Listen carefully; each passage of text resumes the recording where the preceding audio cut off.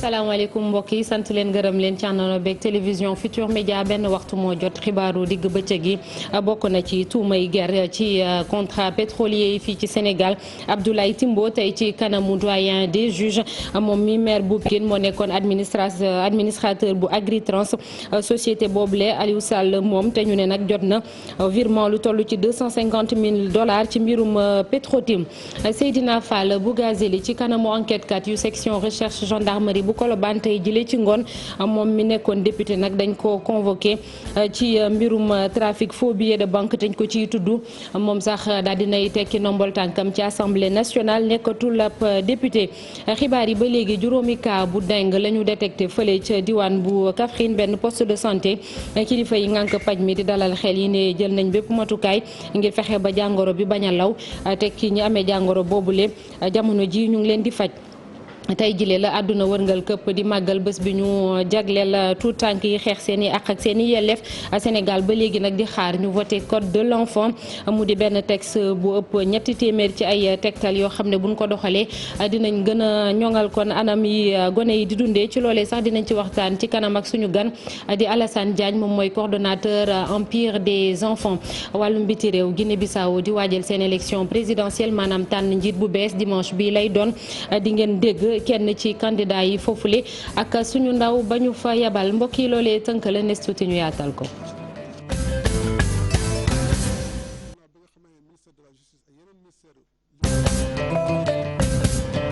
ginnaaw bañ la nuyuwaatee ba noppi dañuy dooree xibaar yi ak mbir mu xewee fële ca Thiaroye-sur-Mer ay nappkat yu bëri ñoom ñoo réer mër kenn tegu leen gët ay bës a ngi nii benn gaal moo defoon ñetti nappkat ñu dem réer yeneen nappkat jël beneen gaal dem di leen wëri ji waaye boobu ba léegi amuñu benn xibaar ci ñoom dañuy dem ca Thiaroye-sur-Mer fekk ji fa kenn ca ñoom Moustapha Diouf lay wuyoo Moustapha ñu ngi lay nuyu allo. ñu am ay jafe-jafe ci bu mu jokkoo bi ak Moustapha Diouf nekk moom tamit nappkat foofee ca diwaanu Thiaroye-sur-Mer niñ leen ko waxee ay bës a ngi nii juróom benn ci ay nappkat loolu la ñu wax gàtt ñoom ñoo daal di réer mër ñett ñi ñoo njëkk a jël benn gaal dem di napp ji waaye ba ñu dellu si waatulee la seen i mbokk jël beneen gaal yabaat ci yeneen nappkat ñoom ñu dem wëri leen waaye ba léegi ñu ne ñooñu mënuñoo fexe ba teg leen gët amuñu ay xibaar ci ñooñu Moustapha Diouf nekk nappkat ca Thiaroye-sur-Mer Moustapha Diouf allo. allo waaw. allo Moustapha Diouf. waaw yaa ngi en direct ci télévision Futur Média nappkat nga foofee ca Thiaroye-sur-Mer moom seen i mbokk yu réer ay bës a ngi nii ndax mën nga cee dellu si waat. waaw mën naa ci dellu man maa ngi tudd Moustapha Diouf maa ngi dëkk Thiaroye-sur-Mer. bon dañoo amoon ay gaal boo xamante dafa demoon depuis dimanche bi muy dem ñeenti bi yàlla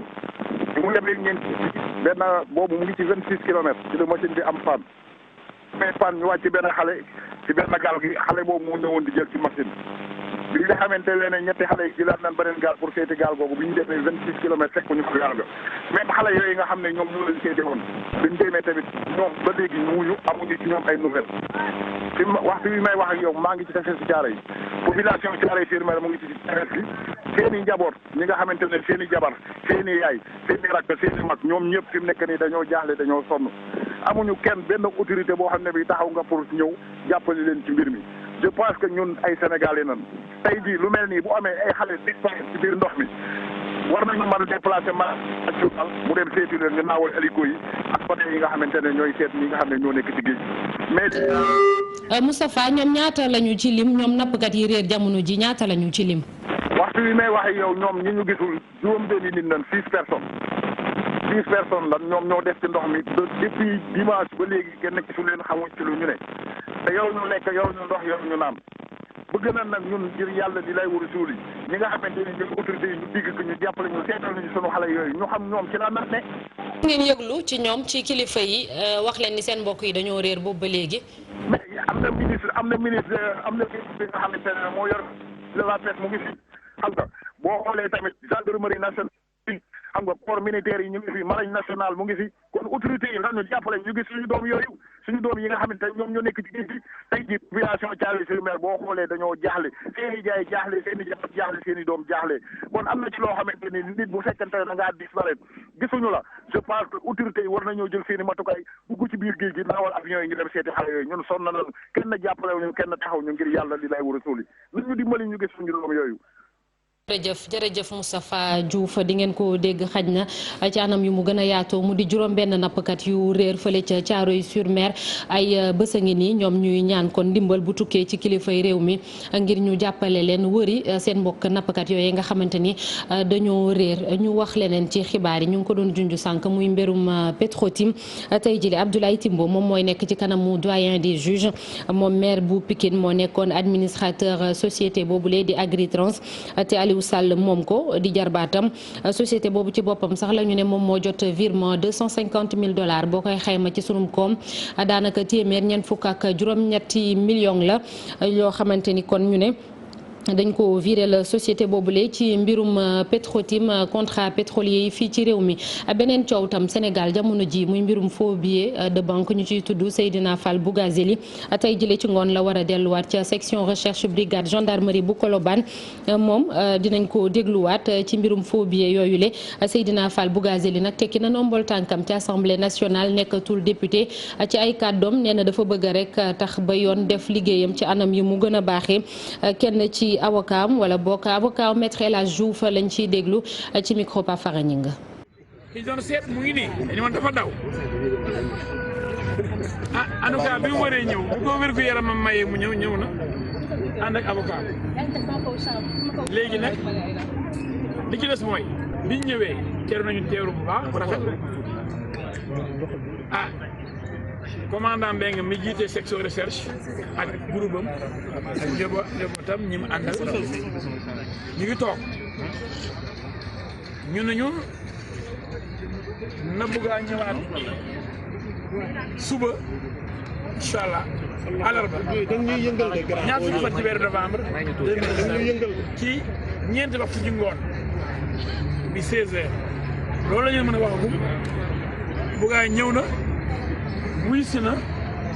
nee na ko na dellusiwaat suba incha allah rabi suba dina dellusiwaat ànd ak avocat Me El Hadj Diouf mu doon maître El Hadj Diouf avocat Seydina Fall Bougazeli wax ci wàllum wér-gu-yaram ak juróomi cas de dengue yi ñu ne dañ koo nemmeeku ci benn poste de santé bu nekk fële ca quartier Diamaguène centre commune bu Kaffrine waaye nag kilifa yi ñu dénk paj mi foofu leen ne jël nañ ci bépp matukaay fexe ba jàngoro bi bañ a law te ñi mu jot a dal tamit jamono ji ñu ngi leen di fàcc waaye terewul ñu ngi ñaax askan wi ñu ànd ak cet ci seen doxalin ndax loolu képp mooy tax ñu mën a mucc ci jàngoro boobule reportage Omar Ndiaye foofee ca diwaanu Kaffrine.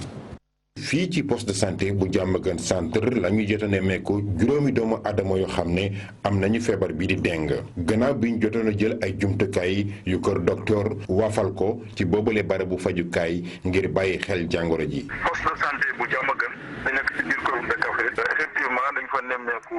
juróomi cas de dengue ci fan yi waaw loolu nag lu ko waral mooy poste de santé bi léegi dañ ko érigé boole ko ci réseau surveillance sentinelle 4S maanaam poste la bu nga xam ne dañ ko tàggat jox ko jumtukaay yi léegi nag surveillance boobu moo tax fi mu toll nii am na ay cas de dengue yu nga xam ne dañ ko fi nemmeeku fii ci commune de Kaffrine ñu toll ci juróomi cas. waaye ñi nga xam ne ñoo yore woon bi la feebar de waa kërug docteur nee nañ jot ne leen a faj bañ delluwaat seen i kër waaye terewut nag ñu ngi bàyyi xel jàngoro ji. tey jii juróomi cas yooyu yëpp faj nañ leen ba wér nañu alhamdulilah te dellu nañ seen i kër ñu ngi koy bàyyi xel ndax dengue dafa nekk feebar bu nga xam ni dëgg la garaawul waaye nag dañ ko war a faj ci anam yi nga ko war a fajee ak ci waxtu yi nga ko war a fajee loolu nag jël nañ matukaay yi liñ ci njëkk a jël mooy yee askan wi d'abord ci ànd ak waa service d'hygiène def lu ñuy wax visite à domicile mais surtout fexe ba nga xam ne daal fépp fu nga xam ne yow mun na fa jur law fa ñu xeex ko. loolu moo waral médecin chef bu région médicale bu Kaffrine docteur Moustapha Diop di ñaax askan wi ñuy gën di jëfandikoo moustiquaire boole ci cet ak kellal ndax jàngat ji lu koy joxe du lenn lu mooy yoo ndax ci dolli feebar bi mi ngi ci diwaan. dañuy desandi foofee ca Kaffrine ak lu toll ci fukk ak juróomi tonne mbir wala bokk ay produits yoo xamante ni baaxul te ñu teg ko loxo xayma gi nag ci koppar mi ngi toll ci juróom benn million ak 400 000 francs CFA brigade d'hygiène bi nekk nekk foofule moom moo ko def. capitaine Idrissa Ndiaye def bilan boobule ginnaaw benn cérémonie bu ñu amal cérémonie bi nag ñu ci waxtaanee lan moo war a doon taxawaayu kilifa yi ci wàllum paj mi wala sax ci service d'hygiène bu amee ay épidémie lu ci mel ni dengue Ebola wala sax choléra. capitaine Idrissa Ndiaye chef brigade d'hygiène bu Kaffrine la ñuy déglu ci micro Omar Ndiaye. atu 2019 bi mooy janvier ba léegi boo jëlee juróomi brigade yooyu ñoom maanaam jàpp nañ ay produits yoo xam ni maanaam kenn war koo jëfandikoo. ñu xayma ko si fukk ak juróomi tonnes. donc mooy produit yoo xam ni baaxuñu. léegi bu ñu ko xaymaa si xaalis nag dina dem ba 6 millions ak lu topp 6 millions 400 mille francs CFA donc mu nekk lu am solo mu wane ni service d'hygiène ñoo ngi fii ñoo ngi nekk aussi di aar maanaam askan bi surtout si yenn xeetu feebar yi nga xam ni mun na leen dal. donc jàpp boobu nag dafa nekk si région bi yëpp. mais lu si gën a am solo mooy ñaari luuma yooyu nga xam ni ay luuma yu rëy lañ si région bi donc mooy luuma bu Missirah si département bu Koungheul ak luuma bu Birkilane si même département boobu. donc am na ay garab am na ay produits yoo xam ni lu mel ni ay xeetu dëwlin ay meew ay café yooyu yëpp nekk na yoo xam ni génne nañ ko lu dem daal si togg. gis nañu ko loolu la ñu ëpp lu ñuy jaay loo xam ne aussi lu mel ni ay tàngal ak yooyu aussi effectivement di jàpp nañ ko si luuma yi. lu ñuy faral di dégg rawatina ca zone des Niayes saa su nekk baykat yi dañuy ñaxtu di wax ni ñoom seen bërëb boobule daal boo moyul ñu ñàkk ko ndax li ñu nemmeeku si diwaan boobule mooy ay garab yu bëri nag dañ ko fay dagg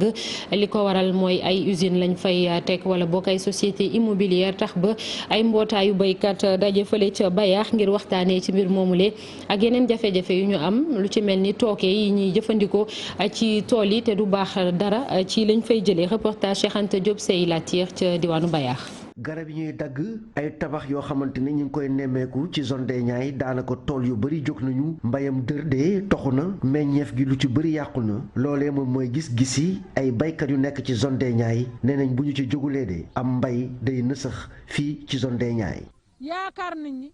bu nu jàppee si lii si wàllu mbéy mi si wàllu càmm gi si wàllu recherche scientifique bi si wàllu njënd mi si wàllu njaay mi si wàllu ñi koy jëfandikoo mooy consommateurs yi si wàllu xale yi seen avenir ëllëg mais bien sûr ñoom ñoo ko moom soo gisee ñuy wax ni nañu saxal agroécologie c'est pour que suuf si des fi lépp des fi xale yi mun koo jël mun koo liggéey ndax tamit amuñu droit pasare li fi am te fekk seen classe gi yéen a ko moom de loolu tax ñuy yuuxu na suuf si des ci loxo seeni borom. Amadou Kanouté mi nga xamante ne nag moom moo fi tegal nag waaye jëfandiku yi moom gis ne bay dundee lu am solo la rawatina mbay mi nga xamante ne dañ koo war a def te du am tooke te tooke joojee de moo tax ba ñu bari wératuñu. mbay boobu mooy mbay bi nga xam ne day respecter li ñuy wax les bonnes pratiques agricoles. mais li ñuy gis li gën a bëri mooy dañuy dépasser dose yi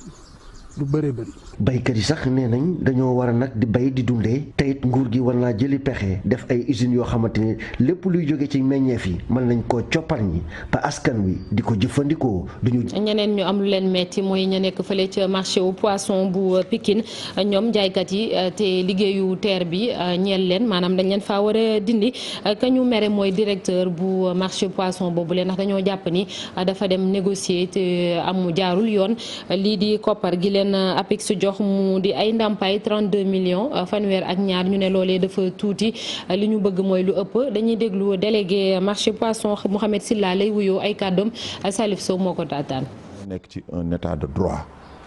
ay travailleurs yoo xamante ni dañu nekk ci biir réew daan seen doole ba jël retraite ak ñoo xam ne jëluñu retraite muy ay plusieurs sociétés ñuy laaj seen ak seen yelleef biñ koy laaj ancien directeur de cabinet wu président de la République monsieur Omar Youm woo nañu présidence de la République ñu toog mu teg une commission technique boo xam ne Assane Diop ancien ministre du travail moo ko dirigé woon toog ak ñun liggéey ak ñun conclusion yaa ngi nii samay loxo ba ñu arrêté une décision définitive décision boobu ba ñu ko arrêté premier ministre Boun Abdallah Dionne woo ñu primature ñu toog ak ministre am du budget ñu toog waxtaan mu proposer ay solution ñu accepter solution yi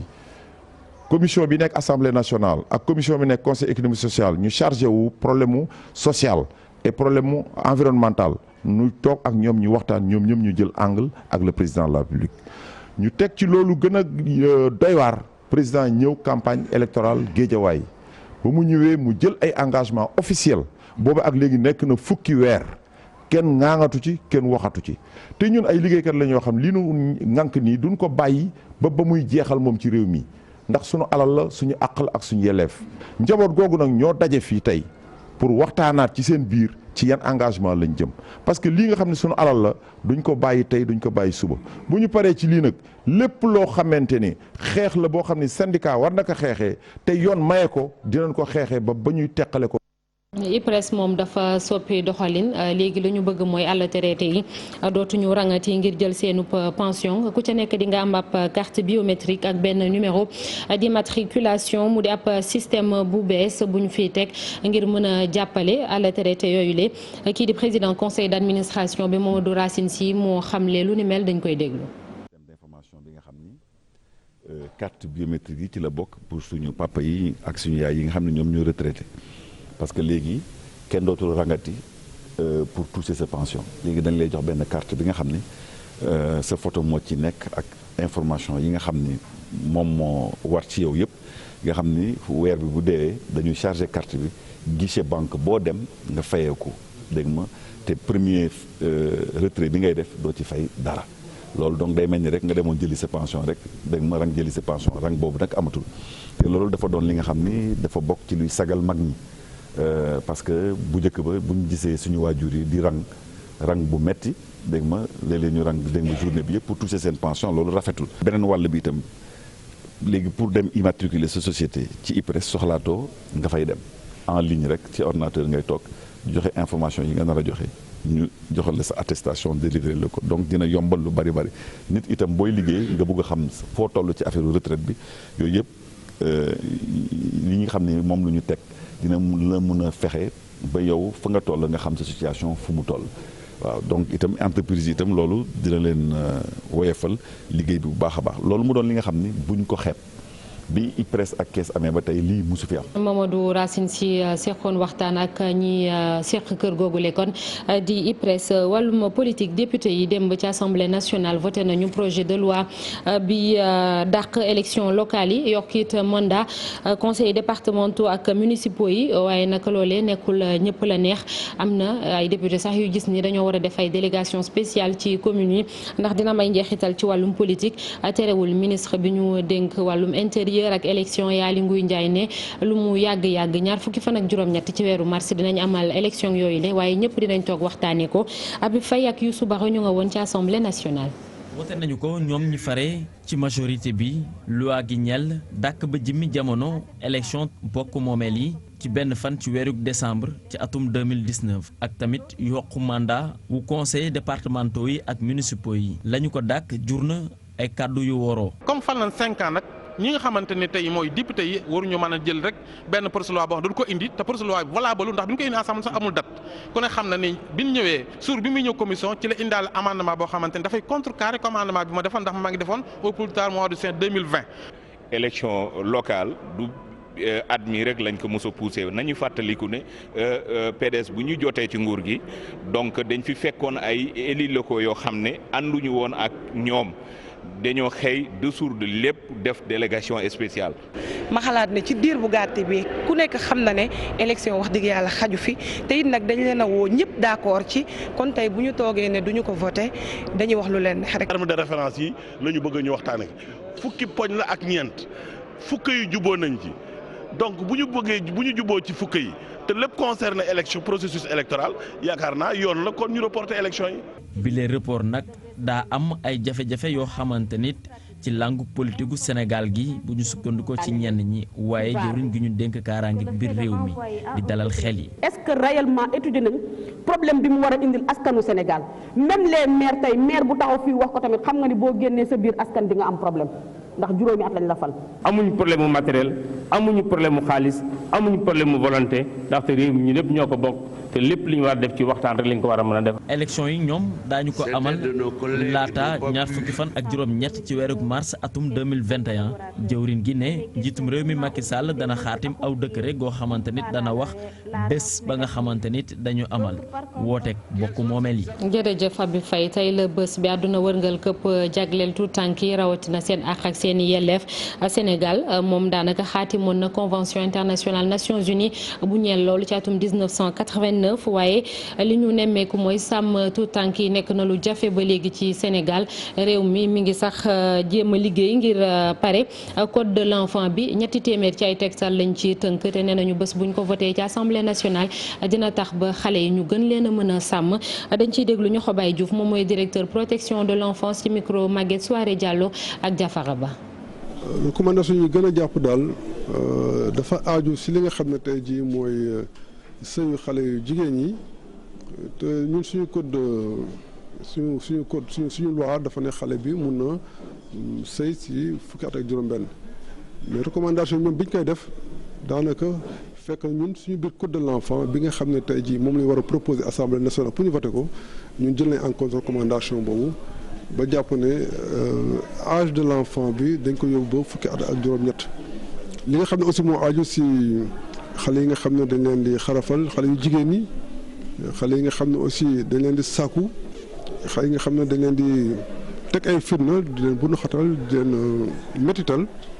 yëpp ay recommandations yoo xam ne la comité dafa ne Sénégal na si taxaw lu mu gën a gaaw. code de l'enfant bi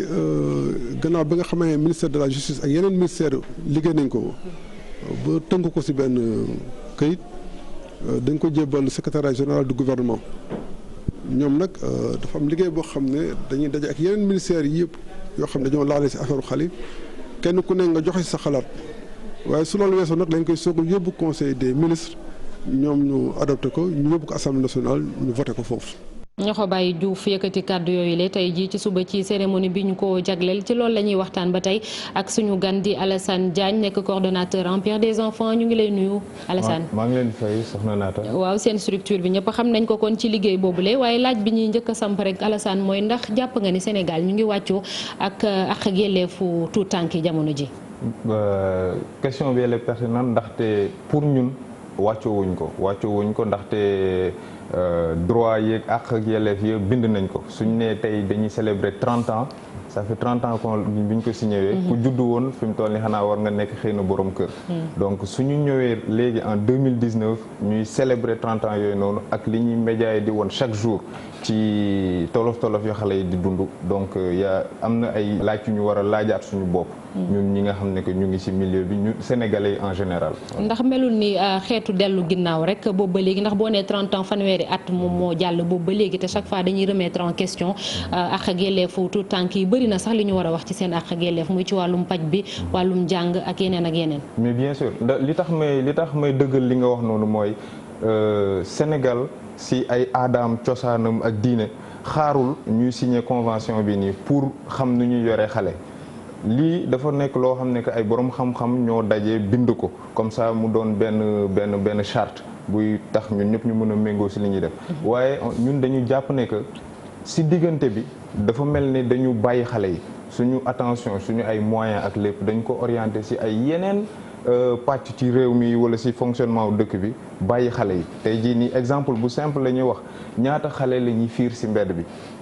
au quotidien waxuma sax xale taalibe yi nga xam ne ci bedd bi lañ dëkk mais même ay xale yuy jàngi ak yooyu noonu pourquoi parce que peut-être bu ñuy concevoir yenn projet yi du ñu sóoraale xale foofu la problème bi nekk ndax est-ce que lépp lu ñuy def dinañ ko wàcce niveau xale parce que bu ko xale mënee utiliser nit ku am laago mën ko utiliser masama ak ñun ñi nga xam ne yàlla may nañu ko ñu nekk en bonne santé foofu mooy question bi ñu njëkk a posé. te ci texte yi maanaam charte yi booy xool chaque fois li ñëwaat mooy intérêt supérieur de l'enfant maanaam lépp lu ñuy def xale bi ci boppam lañu war a njëkk a xalaat sax balaa ñuy def dara. moom loolu intérêt supérieur de l'enfant boo xoolee jeexal na xëy na kàddu la boo xam ne ci nasaraan la mais boo ko ëndee ci wolof mooy ndax lii nii baax na pour xale bi ndax lii nii mooy li nga xam xale mën na bañ a xam tey jii nii boo xoolee xale yi nekk ci mbedd bi am na ñoo xam ne dañoo réer am ñoo xam ne ñoo fàq seen famille am ñoo xam ne dañ leen di yalwaanloo ci force. ñooñu ñëpp boo xoolee nekkuñu ci condition wu xam li baax ci ñoom ak li gën ci ñoom parce que dañ nekk dans l'urgence xale yi nekk seen famille. xale yi nga xam ne ñu ngi jàngi école mais ñi am problème bëri nañ c'est les enfants ñoom ñëpp en général mais est-ce que intérêt supérieur boobu noonu ñun d'accord nañ ci ba xam nan lañ ko war a appliquer foofu la question bi nga xam ne ñun très souvent moom la ñuy poser te buñ koy poser dañ koy poser ñëpp du gouvernement kese wala du organisation association yi non dañ koy poser nit ñëpp parce que ku si nekk si ñun boo simmee sa casquette de sa fonction. boo demee sa kër sa environnement proche am na tuut tànk voilà. waaw tey gis nañ ni boo yaa ngi koy junj sànq xale yi nekk ci mbedd bi ci atum 2017 le gouvernement bu Sénégal def benn programme tuddee ko programme d'urgence sax maanaam loo xamante ni teew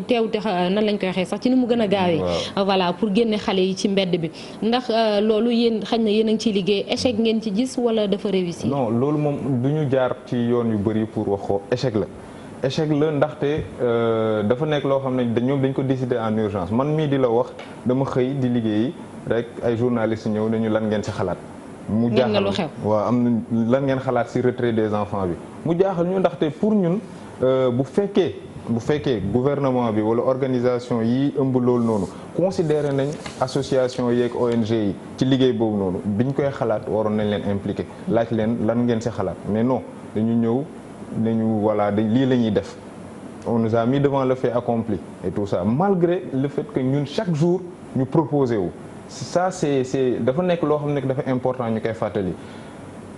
gouvernement bi li mu bëgg a def xam na ko waaye association yi ak organisation yi nga xam ne dañ ci yëngu yëpp ñoom tamit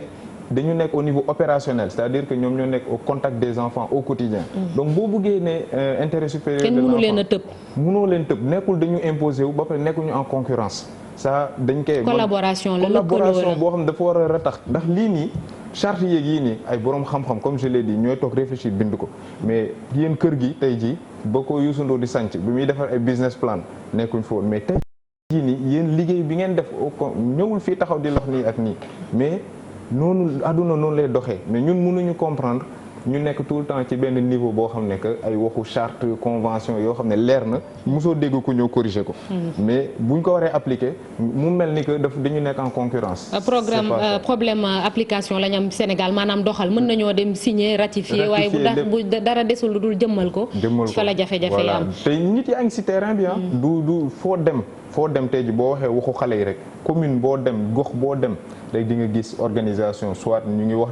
ndeyu daara yi les ni ñu koy waxee sax moniteur de collectivité éducative yi ASC yi ñëpp koo ci interpellé day jug taxaw mais dafa am cassure bu am entre ñiy xalaat di planifier parce que boo leen laajoon tey jii nii dinañ la wax programme de tel plan de tel et tout ça loolu ñi jàng boo amee bu yàlla may nga am benn maanaam booy xool théorie ak pratique merci maintenant ñiy pratiquer il faut que état bi considérer leen comme brawam parce que état ñun la réalité mooy les moyens sont limités les moyens sont limités donc il faut savoir amener leen indi nit ñi ñu booloo ba pare appliquer liggéey am na loo xam ne urgence la waroo nekk di ci séminaire di ci colloque lu yàgg defal laaj bu mujj bi rek Alassane laataa ñuy tàggatoo Empire des enfants nga nekk ku ñëpp xam nañ ni bërëb boobu léegi dafay liggéey ci tout tànk yi di leen jàppale depuis ñaata at ngeen ci liggéey ak jamono ji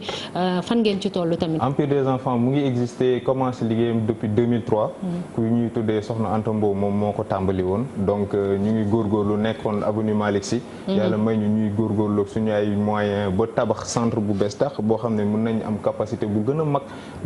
accueillir xale yi prendre leen en charge réinsérer leen ci seen ay famille ci ay anam yu mucc ayib donc loolu daal moo xam ne liggéey bi ñu ngi koy def te ñu ngi gëm nañ ne même fi ñu nekk commune de Fass Gueule Tapée Colobane aussi bien maire bi ak ñi fa nekk ñëpp xam nañ ni ñu ngi fa ñu ngi liggéey ak ñoom donc exemple la boo xam ne que man j'invite l'État les organisations à le démultiplier ñu fexe bu mu am ci gox yu bëri parce que kër la boo xam ne xale 7 jours sur 7 24 heures sur 24 fu mu amee problème bu doxalee boppam ñëw dee dugg bu ko mag jàppee ci loxoom ñëw dugg loolu c'est très ñu toppatoo ko voilà d'accord jërëjëf Alassane Diagne sant la gërëm la moom mooy coordonnateur Empire des enfants ñu doon waxtaanee tey ci bés bi ñu jagleel tout tànk yi rawatina seen àq ak seen yelleef dañuy wéy rek ci xibaaru biti réew Guinée-Bissau seen élection présidentielle dimanche lañ koy amal fas yéene tànn njiitu réew bu bees foofee nag kii di Carlos Gomez Junior moom nekk na candidat premier ministre la woon ay jamono moom nee na réew mi jamono ji moom la laaj te mën na ko yor ñu déglu ay kàddoom rek ci ak Barka Ba mi suñu envoyé spécial foofee ca Bissau. 2012. ci atum 2012 si la gagné élection yi waaye xam ngeen ne dafa amoon benn coup d'état boo xamante ne defoon nañu ko ba nga xamante ne ma dem bitim réew fu mu toll nii nag samay at bëri na am naa gaa expérience ndaxte yàgg naa ci wàllum gouvernement te leer na ma ne que war naa mën a gagné li nga xamante ne moo di élection yi méttiwul ndaxte sama concurrent xam ngeen ne ma nekkoon naa ab chef am nekkoon naa itam sama ministre des finances si diiru ñeenti at. fu mu toll nii nag am na ay signes yoo xamante ne buñ ko bàyyee xel dinañ gis ne war na mën a am tentative de fraude waaye man gëm naa ne ñi nga xamante ne ñoo fi teew ci wàllum international dinañ seet bu baax li nga xamante ne moo di processus bi te nag gëm naa leen ndax je leur fais confiance. mu doon Carlos Gomez Junior ci micro Barka Ba suñu ndaw la ñu yebal foofee ca Bissau léegi dañuy dalal Mamadou Mouhamed Ndiaye ci li yëglekaay yi xëyee tey. jërë ngeen jëf député Bougazelli jébbal na boppam yoon Le Quotidien moo ko bind ci xëtam mu njëkk yëral journal bi coowal trafic faux billets li ñu koy tudd moo waral mu tekki ndombal tànkam ci assemblée nationale lenn li tax mu jël dogal bu ni mel moo di dafa bëgg a may yoon di justice defub liggéeyam ni mu waree ba li ñu koy waxal ak di ko ci tuumaal ñu leeral ko Bougazelli ne passeport diplomatique bi ko assemblée nationale joxoon ko waa këram dana dajale yëpp delloo ko assemblée nationale Le Quotidien nañu yemu ca ndax démb demoon na wuy ci gendarme yu section recherche yi ko doon woolu Vox Populi nañu show de Bougazelli ginnaaw coowal trafic faux billets li ñu koy tudd gendarme yi di ko convoqué mu leen di pont ak avant que vu demoon na démb wuy ji leen waaye jotuñu ko déglu tey jii ci ngoon 4 heures ci lañ ko wooluwaat waaye moom député Seydina Fall mi ngi wéy di weddi ba léegi li ñu koy tuumal bañ na ko ba wut na fanweeri avocat ngir ñu défendre ko lise ko nañu aatuma réeroon feeñ na Bouga génn na wuy ji na waa gendarmerie dajale na fanweeri avocat yu bale kenn ci avocat yooyu di maître Aladji Diouf ne ñu ci journal bi député Seydina Fall deful dara ay noon ñoo ko kompolo teg seeni pexe bëgg ko yàqal waaye duñu ci mës a am ndam dinañu taxaw défendre ko génne ko ci ñaaxo yi mu nekke la sine kay nañu Seydina Fall Bougazelli jébbal na boppam yoon démissionné ci assemblée nationale ngir yombal leen enquête bi enquête dina kay nañu démission gi kat bari na lu ci leerul ndax démb 6 heures ci ngoon laata muy dugg section recherche dañu ko laaj mu ne démissionné wul 20 heures njiital assemblée nationale di Moustapha Niasse génne ab communiqué di ca xamle ne 15 heures maanaam 3 heures ci ngoon ci la jot lettre démission bu député Seydina Fall Bougazelli ci la tribune député ba woon di Seydina Fall ma nga fay leeral li tax mu yeexoon a dem wuy ji waa gendarmerie nee na mësut a génn dëkk bi feebar moo ko téye woon yéenekaay bi nañu moom Seydina Fall ay waxam ak doxalinam bu leereet yeggul ca naan ñi ga ndax dafa weddi woon ne démissionné wul ci assemblée nationale ginnaaw bi président assemblée nationale Moustapha Niasse génn wax safaan wa ba dëggal ne Bougazelli tekki na ndombal tànkam bi mu bindee assemblée nationale ab lettre ne leen bàyyi na dem section recherche ne gendarme yi maa ngi ba mu delluwaatee këram fa la waxtaane ak waa l'observateur lu bëri Amari Gueye bu l'observateur mi ko bind nañu waxtaan wa dagg nañu ko ay yoon ndax ay jooyoo ko yuuxoo nettali na fa lu bare bare ci ni mbir yi demee moom Seydina Fall kitaaw bu na it ne ci juróomi nit yi ñu jàpp bu weesoo sàmbu xamu ci keneen wax na leen li ko yóbboon Touba xamal leen nit ne kii di Aliou Sall altine ci guddi daanaka ci sama canapé bii la fanaan la si ne kay nañu li am ba des daal moo di Seydina Fall Bougazelli bëgg ragg ab deram ci coow li ñu koy waxal tax na mu tekki ndombal tànkam ci assemblée nationale ba noppi dem wuy ji yoon Sud Quotidien dolli ñu ci ne démission googe mu démissionné ci assemblée nationale bu jàlle ku ñu naan Lamine Seck moo koy wutu mooy jël palaasam ci assemblée nationale googe ak la fa xewoon démb ci le Sud Quotidien xëy yamale xëtamu njëkk mu di càmbar gi ñu doon càmbar projet de loi bi jëm ci reporter élection locale yi ak yootaan gi ñu yootaan mandat yu conseil yi journal bi nañu def nañu ko démb waaye bi ñu koy def ñi fare ci kujje politique gi dañoo faroon féewaloo ci kawi kàddu loolee moo waral Aly Ngouille Ndiaye doxal ko ci na mu ko bëggee ci biir l'observateur ministre intérieur di Aly Ngouille Ndiaye di fa wax ne élection locale yi dara dàqul ñu organiser ko déwén maanaam 2020 loolee lu mën a nekk la yéenekaay bi nañu datu élection locale yi mi ngi aju ci li ñuy gis ci audit gi ñu war a auditer processus électoral bi source waa nañu waaye nag moom Aly Ngouille Ndiaye booye boo mu jug te fàggu ndax am nañu jug di ko campagnal ngir bëgg koo tëgge ak président Macky Sall nu ñu ko jaxasee ak président la ñuy seet nañu seeti beneen projet de loi ubbi l'observateur mu di projet de loi bi jëm ci xeex ak calte gi am ci réew mi journal bi nee nañu njiit réew mi Macky Sall génne na yat wi ngir rëq ndiggi ñi salte réew mi loi beek li ñu ca dëxañ l'observateur nañu bokk na ci ku ñu jàpp ngay saw ci mbedd mi mi ñaari junni jàpp juróom-benn junni di nga ko fay Amdi Faye taal na dëkk bi yëral Source A footballkatu Sénégal ba woon di Amdi Moustapha Faye journal bi nee nañu taakale na Aliou Cissé ba ànd ak moom génn terrain bi Amdi nee na problème Aliou Cissé moo di amul vision tey ñëpp gis nañu njariñ li Krépin Diatta amal équipe nationale bu Sénégal te daaw mu di 2018 bi ñu ko doon wax waxi Krépin Diatta li Aliou Cissé doon wax moo di Krépin Diatta xale la xale yu ci mel ne John Lopy ak Kavin Diatta Amdi Faye ne dañ leen war a dugal ci équipe bi ngir ëllëgu équipe bi Amdi Moustapha Faye ne Aliou Cissé il faut que dafay xaw a cohérent tuuti li mu ñu bëgg a forcer mu di Ismaïla Sarr mi nga xam ne club ba muy football maxee ñu football sax du ko teewee xamul nu maxee demee nga koy indi ci équipe bi loolee mooy xamoo li ngay def te li nekk ci Ismaïla Sarr moo nekk ci Moussa Wagué seeni club duñ fa football kii di Cheikhou Kouyaté Amdi Faye ne dafa war a gëm yàlla waajal boppam waajal départam te bàyyi xale yi ñuy doxal. jërëjëf Mamadou Mouhamed Ndiaye sant leen tam yéen ñaandoon ak télévision Futurs Médias yeneen xibaar bu 19h30 jotee incha allah ngeen doon jàmm.